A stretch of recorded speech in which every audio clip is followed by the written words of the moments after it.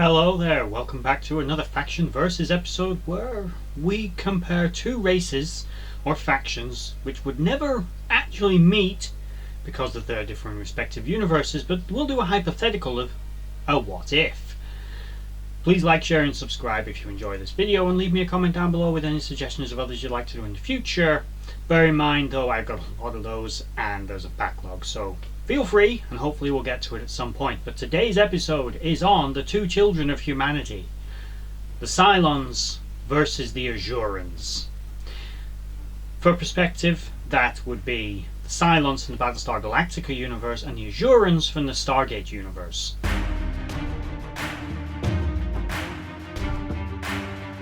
First, a disclaimer.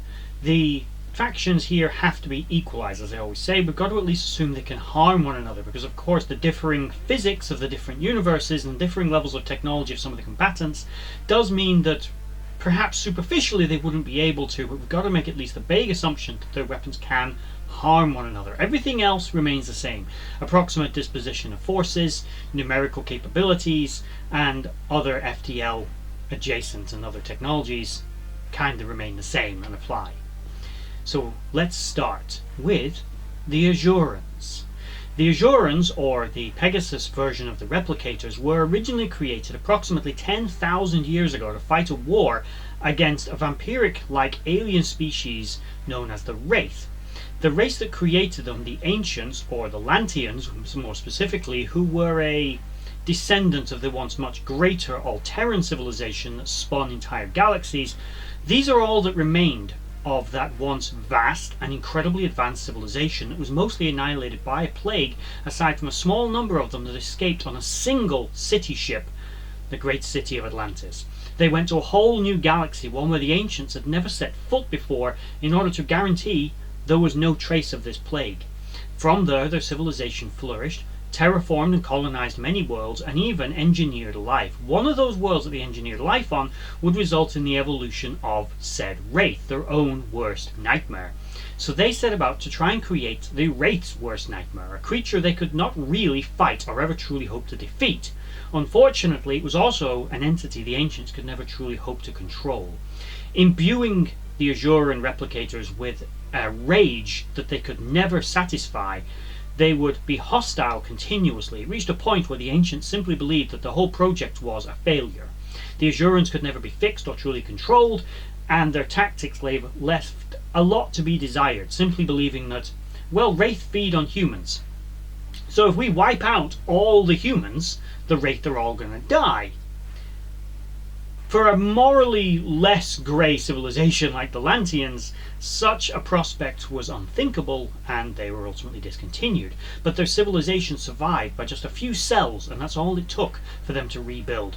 They turned their planet that they were on into an ecumenopolis, a great city, vaster and more, well, not necessarily more advanced, but certainly bigger than anything the Lanteans had ever created. Perhaps not bigger than what the Alterans had ever created, but that's a different conversation. Certainly bigger than anything the Lantean offshoot of the Ancients had created. And for 10,000 years they lived in isolation, pretty much ignored by everyone in the galaxy, and ignoring the galaxy at large, seeking their own perfect evolution. Now, to be clear, there may have been a tenuous connection between this race of replicators and the Eider galaxy replicators that were originally created by an android called Reese, that was created by a human civilization, or potentially human civilization, because, you know, there is some speculation I've seen out there that the race that created the Reese android may actually have been Lanteans, but that's entirely speculative. Let's assume they were human. The replicators that were created by Reese, which went on to go to war against the Asgard, were a little different, but they did eventually evolve to become human form, just like the Asurans. But because they were so similar, there may have been a connection, but because they were technically still separate civilizations, they never worked together as far as we saw, we're going to assume that the Eider galaxy replicators were a completely separate entity and are not involved in this. In terms of physical capabilities, an Asuran mimicked its creator. They chose to appear like a Lantean, which also, for reference sake, looked like a human. Lanteans were an extremely evolved race of humans that were tens of millions of years old. So they looked human but weren't, sort of. The Asurans decided to mimic their creators. Unlike the Cylons, they didn't do this by mass-producing the same model. They were all unique and connected by a hive mind. They had an ability to enter your thoughts by putting their hand through your head, were physically very durable, and the only effective way of really destroying one was to separate them at the molecular level, or the cellular level, by using a sort of dispersal wave, a disruptor beam, which would disintegrate them and separate the bonds that connected together all the nanites that were making up their physiology. To point that out, despite their physical appearance, actually they were nanites, so projectile weapons, even energy weapons, passed right through them or were simply absorbed. Their base metal construction was neutronium, which was incredibly durable, heat resistant, radiation resistant, and although they would freeze when they went into space, if you brought them back into an atmosphere, they would reactivate and simply come back online.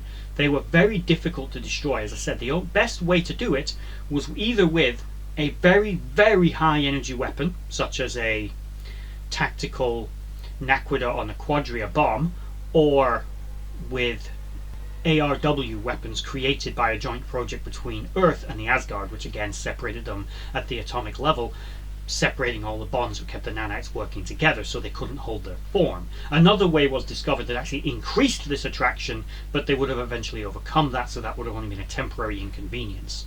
Their technological capabilities were impressive. They had all the technology of their creators, the Atlanteans, who were one of the most technologically advanced races ever known to have existed. They built ships that replicated their designs, pun intended, and they utilized their weapon systems. They were highly intelligent, and what one learnt, all of them learnt, as they were connected by a group, and any that was destroyed could be recreated infinitely from the whole. They could increase in number also exponentially, simply based on the availability of basic resources such as neutronium to increase their number.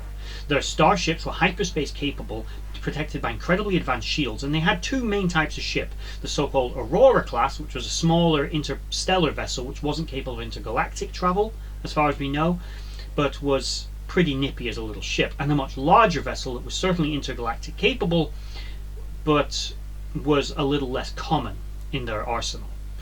These ships' standard weaponry was something known as a drone. It's believed they could manufacture these drones on board, so they pretty much had an unlimited supply, but they were basically a projectile weapon that was self-propelled, fire and forget, quite long range, and had a variable yield warhead.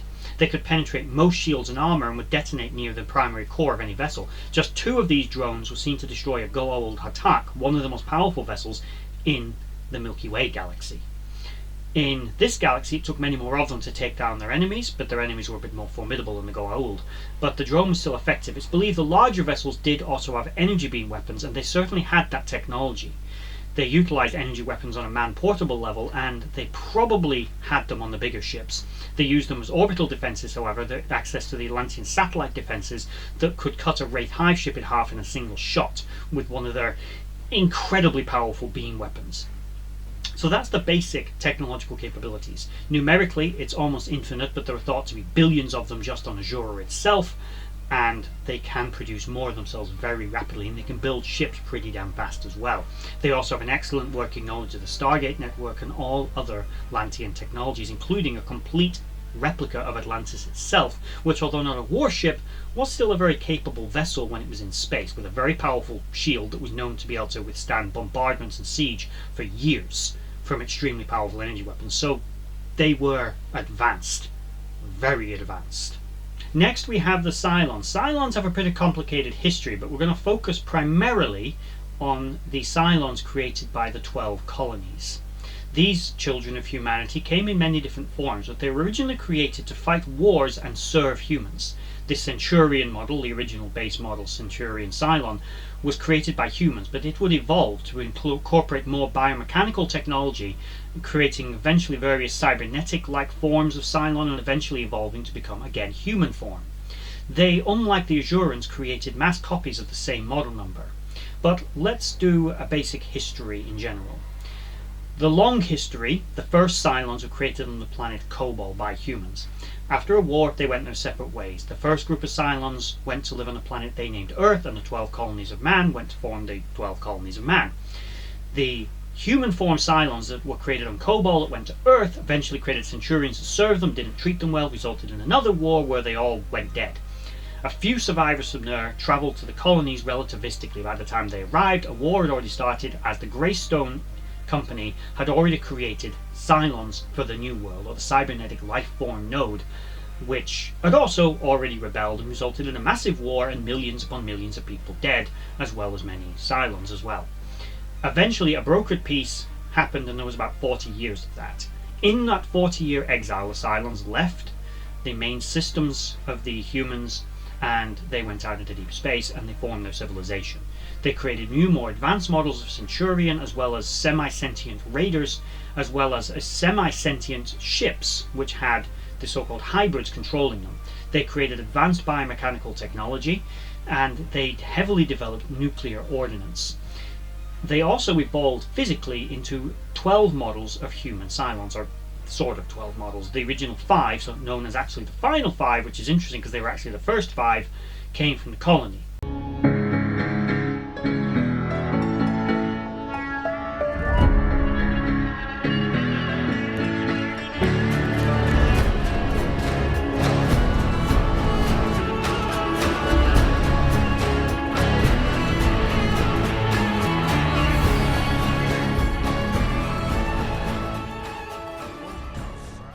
Of Earth originally, and they didn't have loads of copies of themselves created, but the other 8 did, except for number 7, who was deemed defective by the ones and was deactivated, and his entire line was sabotaged.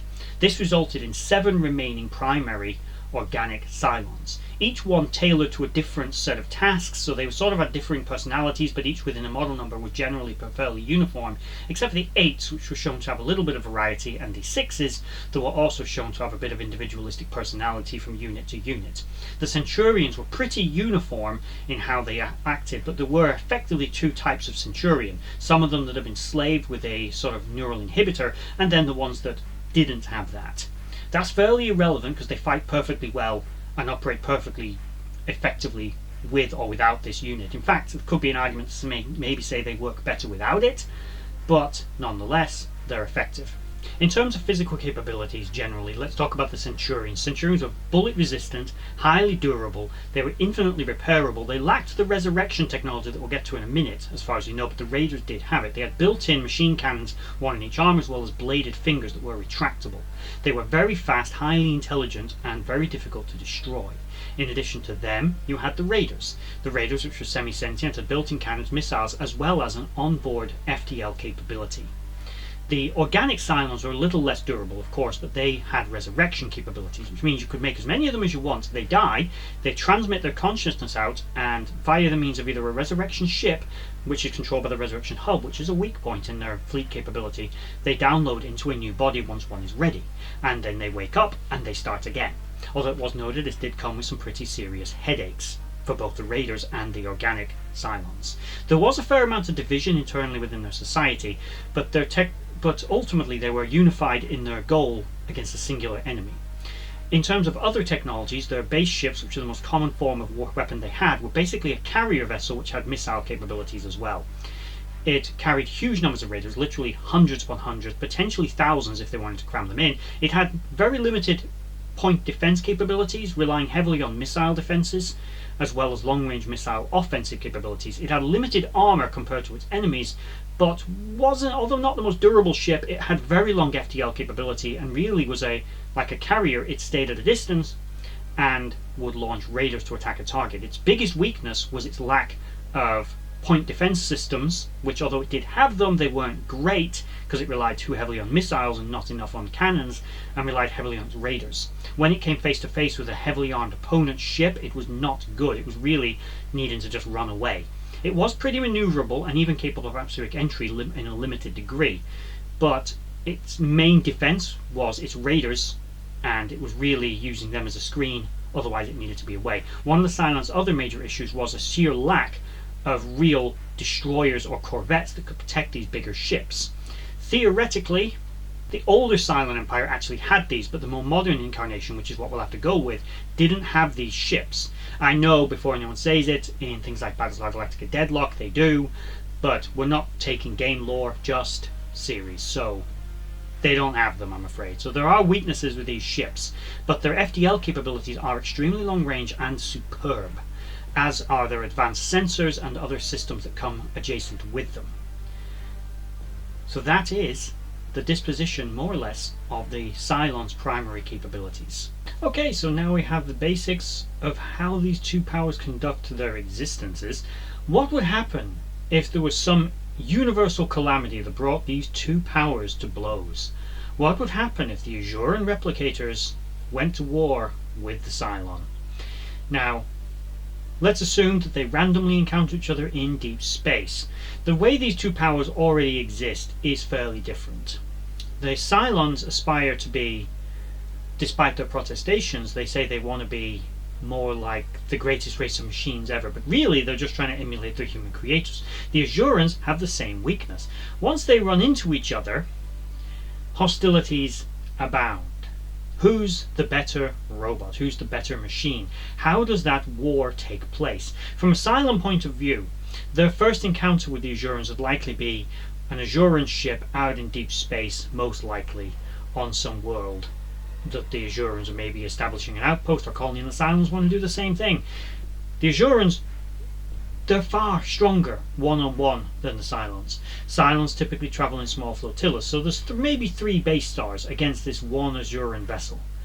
The battle will unleash hard. The Cylons will try and do the battle from a distance. They'll launch hundreds of raiders to engage the Azuran ship. But the Azuran ship's shields are formidable, and Cylons lack shields, and as I stated, have pretty, well, piss poor point defense systems. So this battle quickly becomes very one-sided. The Azuran ship is able to take out with relative ease, despite their speed and maneuverability, the first few waves of raiders. The base ships begin to launch missiles and perhaps withdraw a little bit to try and evaluate the situation, but the Asurans, they close the gap. They're far more aggressive fighters. That internal rage that they're programmed with compels them to fight and to win. Both sides have no particular fear of death. If the Cylons die, they resurrect. If an Azuran dies, they can be remade in the hole. The battle will probably go, in this instance, this first opening salvo, it's probably an Azuran victory. The Azuran's drones will cut through the raiders with not ease, but it'll be an attrition. Then, when they close the gap, they'll start to fire directly at the base ships. By this point, the Azuran vessel has taken some damage from the wave after wave after wave of raiders simply being launched at it. Its shields are starting to falter and the base ships hit it with everything they've got, but we've seen how powerful them drones are, and with inadequate point defenses and no shields, the base ships, the first one, it's torn apart. The second is being ripped to pieces. The third is trying to open fire. Realizing what's happening, being surrounded, the Asurans split their fire. The drones can be launched by the thousands, swarming around the base ships. The second base ship that's taken the heaviest damage withdraws a little bit while the other one covers. It jumps away, but the third base ship is completely obliterated in the battle. Limping home to Cylon space, the remaining base star tells the rest of the Cylons what's just happened. All the Cylons who are now resurrecting from dying are learning lessons, valuable lessons. Swarming attack isn't going to work. The sheer amount of drones can incapacitate all the raiders, so the raiders are going to have to switch tactic. When engaging this new enemy, they're going to have to use jump in, jump out tactics we saw them use against the Colonials. The raiders move in small groups, they jump in, fire, jump away. It's the only real way to try to avoid those massive swarms of drones. Now, in terms of territorial disposition, the Asurans are a bit more localized. They have one main homeworld, whereas the Cylons are more of a spaceborne race, a bit like the Wraith in some ways, in that they mostly live on their ships and on a few outposts such as the colony and maybe a few planets here and there, but generally speaking the Cylons are a spaceborne people. This means that they're mobile and difficult to hit, but the Asurans were designed to fight a race that is like that. They know how to fight a race like them. In a lot of ways, Cylon tactics mirror those of the race. One big carrier-like vessel filled with smaller ships that they use to do a lot of the attacking. The only difference is they work more like carriers than battleships, but other than that, their tactics are superficially fairly similar. All the Asurans have to do is adapt their tactics. Not to mention they have access to a full gate network that allows them to quickly move people and resources all over their territory. Now, the Cylons think that because there's only one major Azuran colony, maybe a few other outposts, but majorly just one planet, it's a soft target. They eliminate that one target, they've won. So they try to jump in with their effectively superior FTL capabilities. A flotilla of their ships enter orbit, but are quickly torn apart by the incredible planetary defenses that the Asurans have. thousands of drone launch points on the surface are easily able to take care of the Cylons. Some damage is done, but as the Asurans are slow to respond to the immediate threat, as they were with the Tauri, the Cylons are able to deploy nukes at the surface, doing considerable damage to the major cities and even trying to target the shipyards that are building ships. But they're not as effective. They're not able to really hit this. The Asurans are already on a war footing. The Asuran fleet, which is in orbit, is also cutting the Cylon fleet to pieces. At this point, the Asurans will deploy more and more ships out into the wider galaxy to seek out and destroy the Cylons. Both sides begin to realize that they're taking damage. Asuran vessels, when found alone, which they often are, as they don't have as many of them as the Cylons, their ships tend to travel more on their own, will be swarmed and overwhelmed by the Cylon base ships. Several base ships operating at range will deploy raiders, which will just hit them. And without the ability to close the gap quick enough as the Cylons can simply jump away, the Asurans are struggling to take out the actual base ships. But the Cylons' defensive systems are nowhere near as sophisticated as the Asurans' defenses. The Asurans send out their bigger capital ships to engage Cylon colonies and outposts to eradicate their ability to wage the war. Both sides realize that no matter how many they're destroying of the other, they seem to just be coming back. This gives them the conclusion that both sides have a similar resurrection capability on some level. The Asurans are much harder to deal with in that regard because they simply all exist within a collective consciousness, sort of, as they're all linked. So if one is destroyed, they can simply remake it from its original blueprint. They don't need to resurrect in the way Cylon does, but Cylons do it through resurrection. The Replicators, they're not stupid. They realize that if they take out the resurrection ships, and notably if they can find the hub, which is incredibly well defended and mobile, but if they can take it out, they can eliminate the Cylons' ability to resurrect, which will cripple their offensive war machine.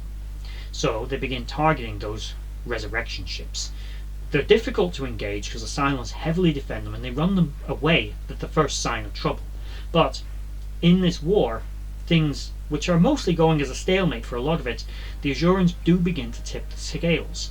Cylons fight more like humans. They think more like humans. They are the children of humanity after all, and despite their mechanical heritage, they think like human beings. And their instinct for self-preservation is greater than that of the Asurans, that simply don't care what kind of losses they have to take. And with the superior defensive systems of their vessels, they are able to take a bit of attrition because of their shields. But once the Cylons are through those shields, the Cylons can tear Asuran vessels apart. Replicators, though, are able to effectively absorb information from the Cylons. They're able to probe their minds and absorb their technology in a way that the Cylons are not as efficiently able to do with the Replicators. The Replicators' gate network, which admittedly the Cylons will likely start to gain access to as they capture certain planets which have Stargates on, will use them as means of attack. The Asurans, though, are masters of that technology, and although it gives the Cylons a bit of a reprieve, learning that technology, it's not going to be a war-winning strategy for them because the Asurans are much better with it. The Asurans, though, are able to farm effectively Cylon technology more efficiently than the Cylons are able to adapt Asuran tech to their advantage. And in this war where they're beginning to break each other down without a decisive victory, the Cylons, because of their lack of close-in support and their ineffectiveness in direct combat with purpose-built direct warships, the Cylon fleet is struggling to engage, particularly the capital ships. They can take out the Aurora class, they're no problem because they can engage them with wave after wave after wave of relatively disposable raiders that resurrect. But this only works in the early stages. Because the Asurans have figured this out, they eventually locate the hub, and after a couple of attempts to find it, I'm going to think they're going to manage to destroy it. It won't be easy because jump technology is far superior to hyperdrives in that it's far more responsive and it's near instantaneous. Despite this, eventually the Asurans are going to be able to take out enough resurrection ships that it limits the Cylons' ability to mobilize large fleets in deep space, and eventually the hub itself will be destroyed. Now, although we can assume that the final 5 Cylons are involved in this and the Cylons instantly get to work on building a new hub, this has crippled their ability to wage war. The Cylons have to start just mass producing new Centurions, which is all well and good, but it's not great still for the organic Cylons as they start to die. It's the same with the Raiders. They're losing that tactical edge where the Raiders were passing on information and learning from every death experience. Now they're just dying. The Asurans, though, their fleet is smaller to begin with. but is made of one-on-one far superior tactical vessels. And although the Cylons have had some success taking out the Aurora class, those larger heavy cruisers that the Asurans have access to, with their incredibly formidable beam weapons and drones, are a very, very different target. And although they have been able to take them out in swarm attacks, it usually results in the destruction of several base stars to take out just a single one of theirs. And in a war of attrition like this, the Cylons, I don't think, are coming out on top. The Asurans are generally a more aggressive fighter. Their overall technology, despite their FTL being inferior to that of the Cylons, their overall technology, particularly in defenses, is superior. Without shields, the Cylon ships are vulnerable to the devastatingly powerful armor-penetrating weapons and capital ship-destroying beam weapons that the Asurans have access to. Now, certainly, the powerful, high-yield nuclear warheads and other ordnance that the Cylons have are useful, but their best weapon are their raiders. And the Asurans, one-on-one, on the ground, are almost a waste of time for the Centurions to engage. But we've established that projectile weapons don't work, and I don't think Cylon science would understand quickly enough how to demolecularize a replicator. And even if we assume that the Cylons are able to get their hands on this technology, I think it would come too late. I don't think it's within Cylon science to develop an ARW. And even if we're generous and say that they get it, it's going to take development, and in that time, the Replicators are going to have gained the upper hand. The Replicators are going to have overwhelmed the Cylons' outer bases, destroyed many of their major facilities, including the colony most likely by this point, but most importantly, they've destroyed the hub. They'll have attacked shipyards, whereas the Asurans, their heavily fortified homeworld is a difficult egg to crack for the Cylons. It's not a relatively undefended human world, it's a heavily fortified planet. Also, by this point, the Asurans will have decentralized a little bit. These are replicators after all. They can build very quickly and increase their numbers exponentially fast, far quicker than I think the Cylons can. Cylons, yes, they can make more of themselves easily and readily, but not as quick as a replicator. Replicators can be grown in a matter of seconds if they really have a mind to. So they can produce more of themselves. And a Centurion versus a replicator can penetrate the armor of a Centurion, whereas and destroy it from the inside. Physical strength-wise, they're probably similar, but if a Centurion was to try to rip a replicator apart, it might succeed, but they can reform. It simply won't work. Their bullets will have no effect, and the Cylons are not big with energy weapons, and even energy weapons are not really very effective against replicators themselves. So the best weapon the Cylons have for dealing with them is very high yield ordnance. Now, exposure to the replicators might mean that they might start to adapt some replicator based technologies. For example, they might attempt to make Naquita based warheads or other such things that will enhance their existing nukes due to exposure to new materials. But again, I think this technology is going to come too little too late. And although the Asurans are more concentrated and in theory an easier target, their defensive capabilities, but most importantly their ability to replicate and build at an unprecedented speed, far outstrips that of the Cylons. Once on a war footing, the replicators will be able to outproduce the Cylons, and I think they're going to come out on top in this war. That's my evaluation. I think eventually the Cylons will be driven to utter extinction by the end. They won't be able to outrun or get away from a race as advanced and as widespread as the Asurans. The Asurans most likely won't tolerate the threat of a race like the Cylons persisting, and with their diminished numbers, and for that matter their similarity to humans, a race that the Asurans are not overly keen on, I think it's going to be exterminate with extreme prejudice, and that's what they're going to do, and they'll keep going at them until there's none of them left. A few Cylons might try to disperse amongst human populations in the galaxy and try to hide out, but that's not going to save their civilization, is it? I think ultimately they're going to be destroyed. Even if a few of them try to jump away and go and hide, ultimately they're losing the war. But let me know what you all guys think in the comment section down below. Who do you think comes out on top? Do you think I'm not giving the Cylons enough credit in this? Or maybe do you think this would be even more one-sided and the Asurans would utterly overwhelm the Cylons? Or do you think the fact that as a starting off point, because the Asurans are a bit more concentrated, maybe those early battles that could go in the favour of the Cylons quite easily might have been enough to quickly tip the scales against the Asurans? Let me know in the comments below.